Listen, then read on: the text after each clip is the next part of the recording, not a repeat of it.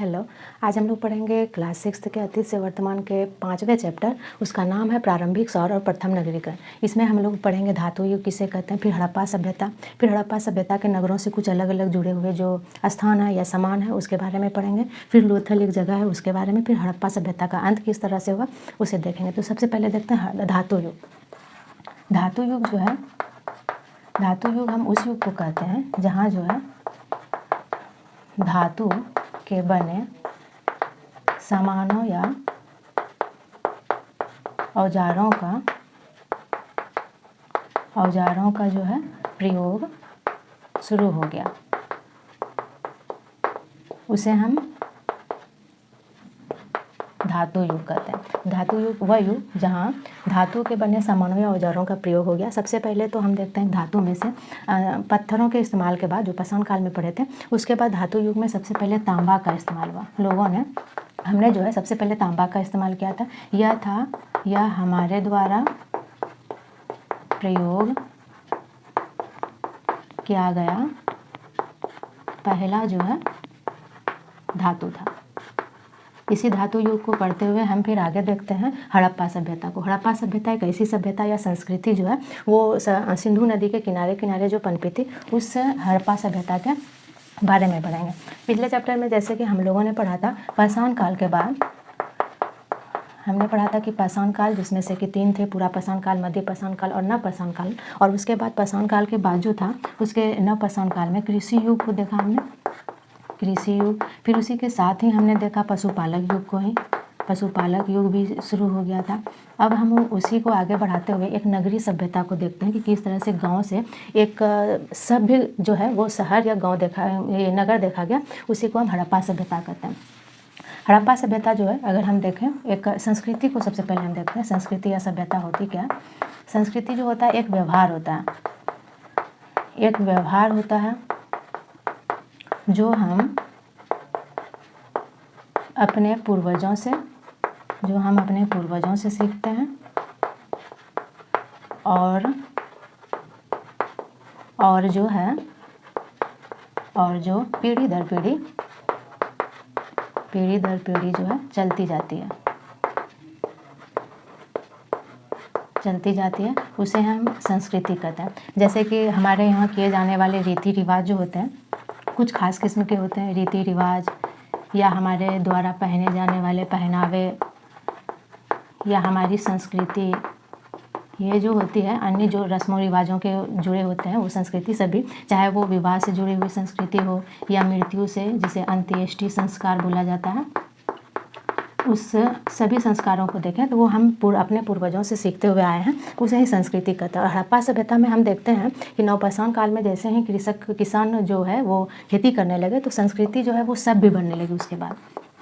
और ये सभी का अर्थ होता है कि एक सही जो समाज के अनुकूल हो, सभी वर्गों के लिए हो, और एक योजनाबद्ध, या तो हम बोलें कि जो सही हो समाज के लिए। तो ऐसी ही समाज की सभ्यता को हम हड़प्पा सभ्यता में देखते हैं, जहाँ की सभी के जो घरों को देखें या उसके जो है धार्मिक जीवन को देखें या व्यवहारिक जीवन को देखें तो सभी में हमें दिखता है कि वो काफ़ी सभ्य थे, इसलिए हम उसको हड़प्पा सभ्यता कहते हैं। हड़प्पा सभ्यता को देखा, हड़प्पा सभ्यता एक नगरीय सभ्यता है।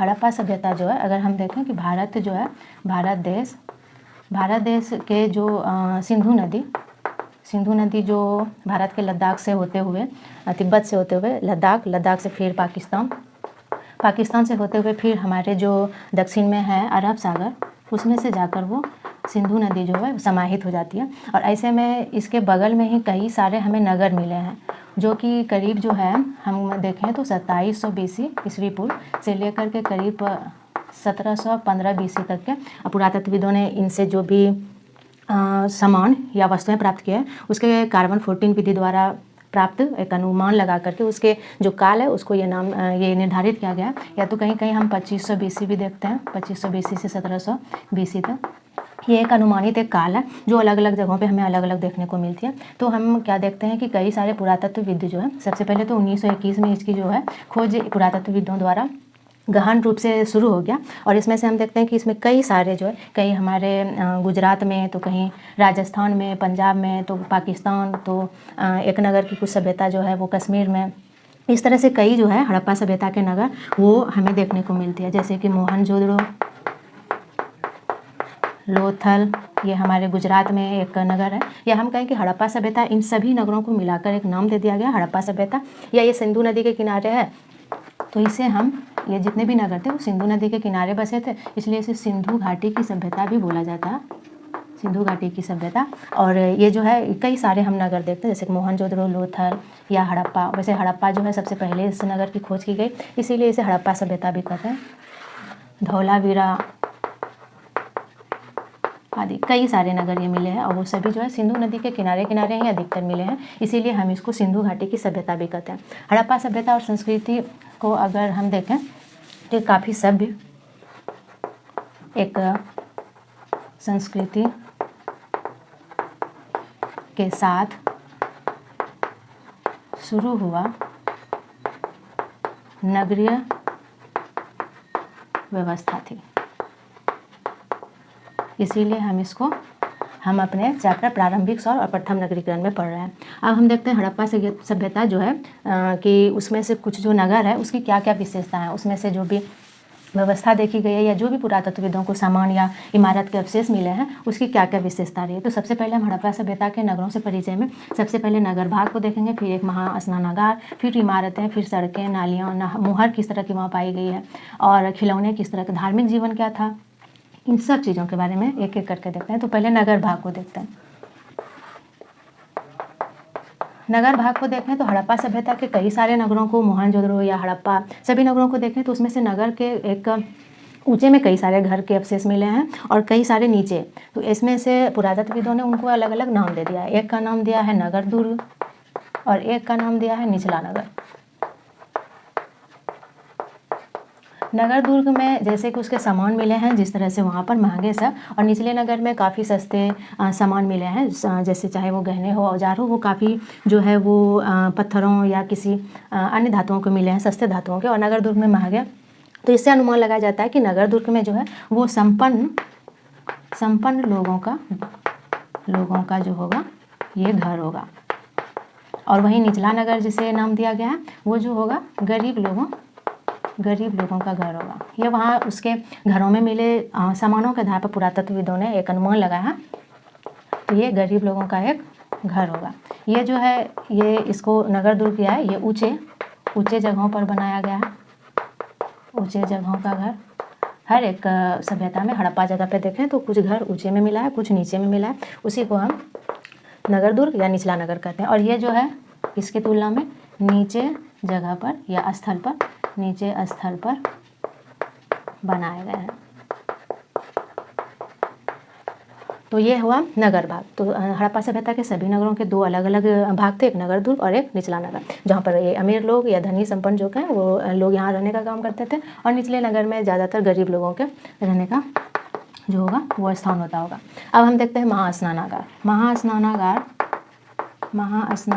बोले या एक तालाब है जो कि स्थान है, तालाब बोले या स्विमिंग पूल बोले, वहाँ पर अवशेषों में वो भी मिला है। काफ़ी बड़ा एक स्नानागार है या स्विमिंग पूल है, जिसमें से कि पुरातत्वविदों ने इतनी बड़ी भव्यता या विशालता के देखते हुए उसे नाम दिया है महास्नानागार, जो कि एक तालाब है नहाने का, स्नान करने का। और ये जो मिला है मोहनजोदड़ो से मिला है। इसकी विशेषता को देखें तो इसके दोनों ओर जो है, इसके एक एक करके विशेषता देखते हैं। इसकी दोनों ओर सीढ़ियाँ हैं, नीचे की ओर जाने के लिए, तालाब में पहुंचने के लिए दोनों ओर सीढ़ियाँ बनी है।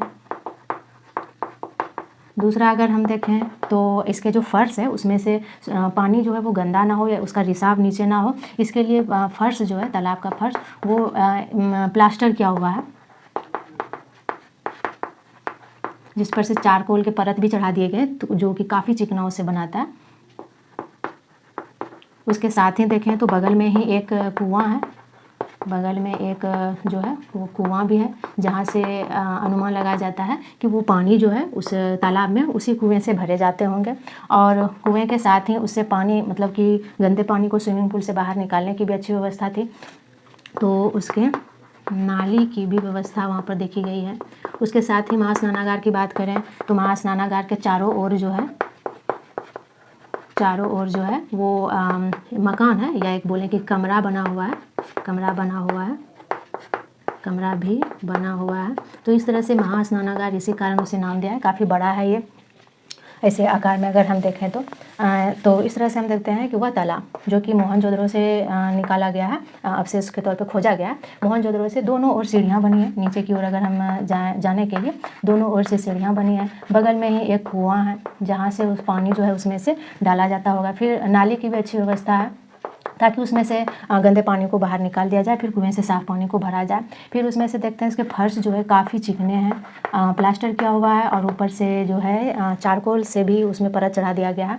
फिर चारों तरफ कमरे भी बने हुए हैं जो कि, और ये अनुमान लगाया जाता है कि ये जो स्विमिंग पूल होगा इसमें से कुछ खास आदमी जो होते होंगे और ख़ास अवसर पर आकर के स्नान करते होंगे, क्योंकि उसके एक ही जगह इतने बड़े स्विमिंग पूल को देखते हुए या महास्नानागार को देखते हुए अनुमान लगाया जाता है कि खास लोग खास अवसर पर यहाँ क्या करते होंगे, स्नान करते होंगे। तो इस तरह से हमने स्नानागार को देखा, महास्नानागार जिसे नाम दिया गया है। अब हम देखते हैं मोहनजोदड़ो के स्नानागार को देखने के बाद अब इसके इमारतें को देखते हैं कि किस तरह की इमारत जो है वो वहाँ पर मिली है। इमारत को देखने के बाद हम सड़कें और फिर नालियों को देखते हैं। इमारतें ज़्यादातर जो हमें देखने को मिलती है हड़प्पा सभ्यता के सभी नगर, चाहे वो मोहनजोदड़ो या हड़प्पा के हो या लोथल, धौलावीरा, कालीबंगा, कई सारे नगर जो इधर उधर बिखरे हुए हैं, उन सब के इमारतों को तो 2 या 3 जो है मंजिलें इमारतें, 1, 2 या 3 तक मंजिलें इमारतें का अवशेष हमें मिला है। मंजिलों की इमारतें वहाँ का अवशेष जो है, अवशेष मतलब उसके टूटे फूटे जो अभी बचे हुए हैं शेष, तो उसे अवशेष कहते हैं, का अवशेष जो है वो यहाँ पर मिला है। 2 या 3 मंजिलों की इमारतें ही यहाँ से अवशेष यहाँ पर मिला है। सड़कें की बात करते हैं, सड़कों की बात। अब यहाँ पर सड़कें जो है, सड़कें काफ़ी चौड़ी है। मुख्य सड़क जो होती है, जैसे कि अगर हम घर की बात करें, इस तरह से घर एक योजनाबद्ध, एक प्लानिंग किया हुआ, एक सीधे में हमें देखने को मिलता है उसके घर को। और उसके घर के ये जो बीच वाले मुख्य सड़क है वो काफ़ी चौड़े और पक्की ईंटों के बनाए गए हैं। तो मुख्य सड़क जो है काफ़ी चौड़े, ज़्यादातर समानांतर भी मिला है कि कहीं पर ये नहीं कि संकरे या ये हो, और चौड़े, और इसके साथ ही पक्की ईंटों के बने हुए मिले हैं, पक्की ईंटों के बने हैं। और वहाँ पर जो सभी जो गलियाँ हैं, वो घरों की जो सारी गलियाँ हैं वो मुख्य सड़कों से आकर के मिलती है। गलियाँ जिसमें से सभी गलियाँ उसमें क्या होती है, मिलती है या जुड़ती है। ये हुई सड़कों की बात। अब हम देखते हैं नालियाँ। अगर हम हड़प्पा सभ्यता की नाली को देखें तो वो काफ़ी व्यवस्थित है, या कहें कि काफ़ी अच्छी उसकी व्यवस्था करके बनाई गई है नालियाँ। हड़प्पा सभ्यता की नालियों में मध्य नाली या बड़े नाली जो कहें, मुख्य जैसे सड़कें थी उसी तरह नालियाँ जो है वो मुख्य नालियाँ जो थी वो काफ़ी बड़े थी, बड़ा मतलब कि चौड़ाई में और गहरा भी, और उसके साथ ही जितने भी घरों के जो पानी निकलते थे, छोटी छोटी नालियाँ जो है उसमें से जा कर के वो सारी नालियाँ जो है वो मिलती थी। ये मुख्य नाली होती थी, और ये छोटी नाली जो कि सभी जगहों से आकर के उसमें मिलती थी। और नालियाँ जो है वो पक्के ईंटों से बनाया गया है, और उस सबसे बड़ी बात कि उसमें ढक्कन भी दिया गया है, ढक्कनदार है नालियाँ। और उसके साथ ही उसमें से जो बड़ी या मुख्य चौड़ी वाली जो नाली है उसमें से जगह जगह देखा गया है कि बड़े गहरे जो है जगह जगह पे गड्ढे कर दिए गए हैं, ताकि कोई भी जो कचरा हो, नाली में बहने वाले कचरा, वो बहने के साथ उस गड्ढे में जो है वो गिर के जमा हो जाए, वो पूरे नाली को ख़राब ना करे, ताकि उस गड्ढे से एक ही साथ सारे कचरे को निकाल करके समय समय पे साफ़ कर लिया जा सके। तो इस तरह से मुख्य नाली की हम व्यवस्था को देखते हैं। तो सारी जो नालियाँ होती थी वो क्या होती थी, मुख्य एक, या तो हम बोलें कि मध्य आकार की, या मुख्य नाली हम बोलते हैं, मुख्य नाली, और एक अन्य जो थी सहायक या उससे जुड़ी हुई नालियाँ थी। और ये जो नालियाँ थी, ये मुख्य नाली, ये काफ़ी चौड़ी और गहरी थी। इसमें से जगह जगह पर क्या था, जगह जगह पर गड्ढे बनाए गए थे, ताकि उसमें से क्या हो, ताकि उसमें कचरे जो हो वो इकट्ठा हो जाए और उसे समय समय पे साफ़ कर लिया जाए। इस नाली की इस व्यवस्था को देख करके हमें लगता है कि हड़प्पा लोग के जो भी व्यक्ति होंगे वो काफ़ी स्वच्छता, मतलब कि साफ़ सफाई को ध्यान में रख कर ही काम करते होंगे। तो इस तरह से हमें पता चलता है वो स्वच्छता के प्रति क्या होंगे, जागरूक होंगे। तभी तो इस तरह की व्यवस्था उन्होंने बनाई थी कि नाली ढकी भी रहे और गंदगी पूरे नाली में हर जगह ना फैले। इसके लिए जगह जगह पे कचरे जमा होने के लिए गड्ढे भी बनाए गए। तो हम नालियों को देख लिए। अब मुहर और खिलौने और उनके धार्मिक जीवन को देखते हैं।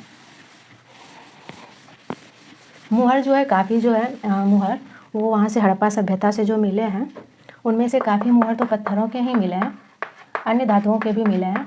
मुहर जो है पत्थरों व अन्य धातुओं के भी मिले हैं।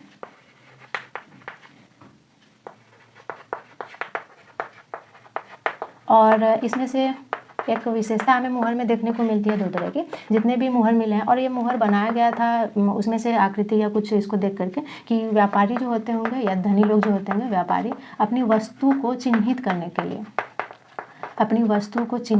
के लिए कि ये मेरा वस्तु है या आयात निर्यात जो कराते होंगे तो कहीं पे अपनी जो पहचान है उस वस्तु पे वो चिन्हित कर देते होंगे। तो इसीलिए वो मुहर का निर्माण उन्होंने किया होगा। व्यापारी अपनी वस्तु को चिन्हित करने के लिए मुहरों का क्या करते होंगे, निर्माण करते होंगे। वहाँ के जितने भी मुहर मिले उसमें 2 विशेषता देखी गई है। एक तो उसमें से सुंदर जो है सुंदर जानवरों के चित्र मिले हैं, उकेर कर जो बनाया गया है। दूसरे कि 2 से 4 तक कुछ अक्षर उसमें से देखे गए हैं। 2 से 4 अक्षर उसमें जो है अंकित है, लेकिन अभी उसे पढ़ा नहीं जा सका है, या हम बोले कि उसका क्या अर्थ है, उस अक्षरों का या उस जो संकेत उन्होंने दिया है उसका क्या अर्थ है वो अभी तक हम समझ नहीं पाए। लेकिन उनमें से सुंदर जानवरों के चित्र है। शायद वो जानवर के जो भी चित्र मिले हैं वो उसके लिए कुछ खास मायने रखते हो, इसीलिए उन्होंने उस चिन्हों को या जानवरों के चित्रों को उसमें उकेरा है। अब हम देखते हैं खिलौने। हड़प्पा सभ्यता में जितने भी खिलौने मिले हैं उसमें से एक खास जो है वो एक छोटे चक्कों वाली एक बैलगाड़ी मिला है। दूसरा जो है कई सारे पशु मूर्ति मिले हैं। पशु की जो मूर्तियां हैं जानवरों की वो पशु मूर्तियां मिली है, जो कि एक अनुमान लगाया जाता है कि वो खेल के कामों में ही आते होंगे। पशु मूर्तियां बैलगाड़ी के अलावे पासे खेल के जो है वो भी पासे खेल के साक्ष्य भी मिले हैं। तो इससे अनुमान लगाया जाता है कि वो पासे भी खेलते होंगे। तो इस तरह से हम देखते हैं। और कई सारी मूर्तियाँ अन्य भी, महिलाओं की मूर्तियाँ भी मिली है, जो कि चाहे वो उसको पूजा करने के तौर पे लें, मतलब कि उसे पूजते हो या तो खेलते हो, खिलौने के तौर पे लेते हो, तो ये एक अनुमानित बात है। और अब हम देखते हैं उसके धार्मिक जीवन कि वहाँ के हड़प्पा सभ्यता के जितने भी लोग थे वो किस धर्म को मानते थे या किस चीज़ की पूजा पाठ करते थे। तो धार्मिक जीवन, हड़प्पा के धार्मिक जीवन को देखें तो हड़प्पा में जितने भी नगर मिले हैं वहाँ पर कोई भी मंदिर का साक्ष्य नहीं मिला है कि किसी ईश्वर या भगवान किसी भी मूर्ति को लेकर के मंदिर का निर्माण किया गया, वो कहीं साक्ष्य नहीं मिले हैं। लेकिन कई सारे जो है ऐसे साक्ष्य मिले हैं जो कि दिखाता है, जो कि जिससे लगता है कि ये मातृ पूजा करते होंगे, क्योंकि कई सारे मूर्ति जो है वो काफ़ी अच्छे से बनाया गया है और वो स्त्रियों का ज़्यादा है, तो मातृ पूजा इसीलिए हम लोग करते हैं। इसके साथ ही वो धरती की पूजा करते होंगे, तो धरती की पूजा, इसके साथ ही वृक्षों की पूजा करते होंगे। और इसके साथ ही वहाँ पर मातृ पूजा हम बोल सकते हैं, क्योंकि कई सारी जो है स्त्री मूर्ति वहाँ पर मिली है, स्त्री की मूर्ति जो वहाँ पर मिली है, इसीलिए अनुमान लगाया जाता है। और इसके साथ ही एक पुरुष का भी मिला है वहाँ पर, एक पुरुष की मूर्ति भी वहाँ पर मिली है। उस पुरुष की मूर्ति का अनुमान लगाया जाता है कि वह मूर्ति जो है पशुपतिनाथ, जिसका जो है संबंध अभी जो हम लोग जानते हैं महादेव जी, शंकर जी से लगाया जाता है, तो वह मूर्ति है पशुपतिनाथ जी की। तो इस तरह से हम देखते हैं कई सारे, वो तो धरती की या तो वृक्षों की मातृ पूजा करते होंगे। पुरुष का एक भी मूर्ति मिली है पुरुष की, जिसे पशुपतिनाथ से जिसे जोड़ा जाता है। तो इस तरह से कई सारे उसके धार्मिक मान्यताओं को दिखाता है। इसके साथ ही लेकिन कोई मंदिर के साक्ष्य नहीं मिले हैं, मंदिर के साक्ष्य, या हम बोलें कि कोई भी मंदिर के अवशेष नहीं मिले हैं कि एक मंदिर में वो लोग पूजा करने जाते होंगे, तो मंदिर के साक्ष्य नहीं मिले हैं। इसके साथ ही अगर हम देखें दूसरी और एक मान्यता के तौर पे, तो वहाँ जो है एक ताबीज़ जैसे कुछ सामान मिले हैं, ताबीज़ का टुकड़ा मिला है। तो ताबीज़ जैसी एक संरचना के आधार पर हम उसको अनुमान लगाते हैं कि वो लोग जो है जादू टोना या जो है तंत्र मंत्र पे वो क्या करते होंगे, तंत्र मंत्रों पर वो विश्वास करते होंगे, तंत्र मंत्रों पर विश्वास करते होंगे। इसीलिए वहाँ से ये साक्ष्य मिलेंगे। तो इस तरह से हम देखते हैं कि कई सारे उनके धार्मिक जीवन को दिखाता है। एक तो या धरती की पूजा पर करते थे, वृक्षों की पूजा, मातृ पूजा, उसके बाद एक पुरुष की मूर्ति जैसे पशुपतिनाथ जी या शंकर जी, महादेव जी, उसे जोड़ करके दिखाता है। मंदिर के लेकिन कहीं पर कोई साक्ष्य नहीं मिला है। और ताबीज की एक जैसी एक संरचना जो कि एक ढक्कनुमा मिला है, उसे अनुमान लगाया जाता है कि वो जो है तंत्र मंत्रों या जादू टोना में विश्वास करते होंगे और इसीलिए ऐसी चीज़ें वो रखते हैं। अब हम लोथल को देखते हैं। हड़प्पा सभ्यता के एक मुख्य नगर है लोथल। अन्य हड़प्पा सभ्यता के मोहनजोदड़ो या धोलावीरा उनकी अलग अलग विशेषताएं, लेकिन लोथल जो एक विशेष है। यह जो है यह स्थान यह गुजरात का वर्तमान जो है वो गुजरात का एक स्थान है लोथल। और यहाँ जो है हड़प्पा सभ्यता के कई सारे जो यहाँ पर गोदाम ले लें, गोदाम जो मिला उसमें कई विदेशों से मिले हुए जो विदेशों में पाए जाते हैं धातु या कुछ ऐसे सामग्री वो यहाँ पर पाए गए हैं उसी समय के। तो इस तरह से अनुमान लगाया जाता है कि ये जो है लोथल जो गुजरात के जिस जगह पे है वो एक बंदरगाह है। बंदरगाह यह एक बंदरगाह है। तो इस तरह से हड़प्पा सभ्यता का यह क्या होगा, हड़प्पा सभ्यता का मुख्य एक बंदरगाह होता होगा या हम बोलें सीपोर्ट, जहाँ से वो क्या करते होंगे, समुद्र से अन्य जगहों से व्यापार करते होंगे, अपने सामानों को बेचते होंगे, बाहर से सामानों को लाते होंगे। इसीलिए लोथल को विशेष तौर पे रखा जाता है शहर को, क्योंकि ये क्या है हड़प्पा सभ्यता का एक प्रमुख बंदरगाह है जहाँ से क्या करते होंगे ये व्यापार बाहरी देशों से करते होंगे। क्योंकि कई सारे साक्ष्य मिले हैं जो कि ये दिखाता है कि वो बाहरी क्षेत्रों से भी व्यापार करते होंगे और लोथल उसका क्या था, एक प्रमुख बंदरगाह था। अब हम देखते हैं हड़प्पा सभ्यता का अंत। इस सुंदर से व्यवस्थित या एक बहुत ही सभ्य ढंग से बनाया गया इस नगर का अंत कैसे हुआ। हड़प्पा सभ्यता के अभी हम देखते हैं तो सिर्फ अवशेष देखने को मिलता है, या हम बोले उसके टूटे फूटे नगरों को, उसके जो मिले हैं खिलौने, मुहर, मनका, उनको देख पाते हैं। तो हड़प्पा सभ्यता का अंत हुआ क्यों। हड़प्पा सभ्यता जो कि करीब कहीं कहीं हमें 2700 BC से 1750 BC तक देखने को मिलता है, तो कहीं पर हम इसे देखते हैं 2500 BC से 1750 BC, ये एक अनुमानित जो है कि एक अवधि है। तो हड़प्पा सभ्यता का अंत जो है वो कई जो है विद्वान इसमें से अभी एक उसका निर्णय नहीं कर पाए हैं कि हड़प्पा सभ्यता इतनी खूबसूरत सभ्यता का आखिर अंत कैसे हुआ होगा। कुछ अलग अलग विद्वानों के अलग अलग अनुमान है, विद्वानों का अनुमान है कुछ इस तरह से, कुछ अलग अलग विद्वान कहते हैं। कुछ विद्वानों का कहना है कि यहाँ पर जो है भारी अकाल पड़ा होगा, भारी अकाल के कारण ये सभ्यता का या इन नगरों का अंत हुआ होगा। तो कुछ का कहना है कि यहाँ पर जो है बहुत ही भयंकर बाढ़ आने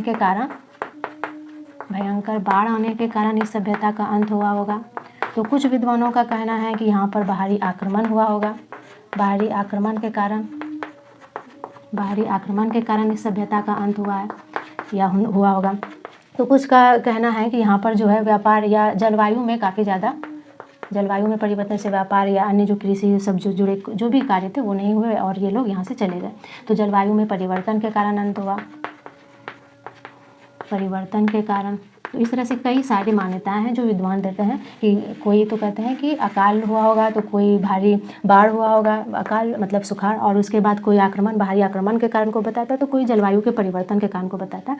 तो इस तरह से हम अपने प्रारंभिक शहर जिसे हम हड़प्पा सभ्यता कहते हैं, जो कि प्रथम हम अपने सिंधु नदी के किनारे देखते हैं, उसका प्रथम नगरीकरण, उसमें से हम लोग इस चैप्टर में हम देखें धातु युग को, जहाँ पर कि सबसे पहले धातु का हमने जो इस्तेमाल किया वो था तांबा धातु।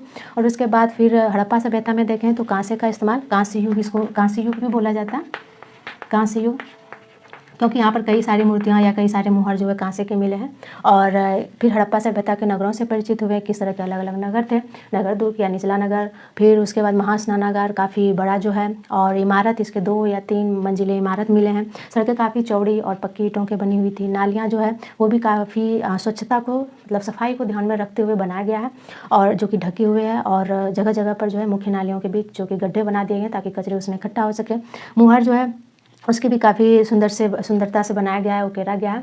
मुहरों में एक काफ़ी विशेषता देखी गई है कि हर एक मुहर में कुछ ना कोई जानवरों के जो है वो चिन्ह मिले हैं, और उनको देख करके ये अनुमान लगाया जाता है हड़प्पा सभ्यता वाले जो लोग थे उसके लिए जो थे 2 जानवर, एक तो एक कुबड़ वाला सांड और दूसरा जो था एक वो एक सींग वाला एक सींग वाला जो था वो गेंडा, वो जानवर को जो देखा गया वो काफ़ी बार देखा गया, तो वो काफ़ी पूजनीय होता होगा उसके लिए, इसीलिए उन्होंने ये बार बार ये चिन्ह को हर जगह जो है वो दर्शाया है। फिर धार्मिक जीवन को देखा तो वो कोई मंदिर पूजा नहीं करते थे, मातृ पूजा, धरती की पूजा, वृक्ष की पूजा, या तो हम कहें कि प्रकृति की पूजा वो करते थे। उसके साथ लोथल जो था उसका एक मुख्य जो था वो बंदरगाह था, जहाँ से वो बाहर के देशों से, अन्य विदेशों से भी वो क्या करते थे, व्यापार करते थे, क्योंकि ये एक बंदरगाह है, सीपोर्ट है। फिर हड़प्पा सभ्यता के अंत के अलग अलग कई सारे विद्वान जो हैं कई अलग अलग जो कारण बताते हैं, कोई भारी सुखाड़ को, कोई बाढ़ को, तो कोई बोलते हैं कि आक्रमण के कारण हुआ होगा, और जलवायु में कोई बोलते हैं कि परिवर्तन के कारण हुआ होगा। तो ये अलग अलग कारणों को बताते हैं। तो इस तरह से हमने अपने 5वें चैप्टर प्रारंभिक सौर प्रथम नगरीकरण में हड़प्पा सभ्यता को जाना। तो अब मिलते हैं अब अगले चैप्टर के साथ अगले वीडियो में।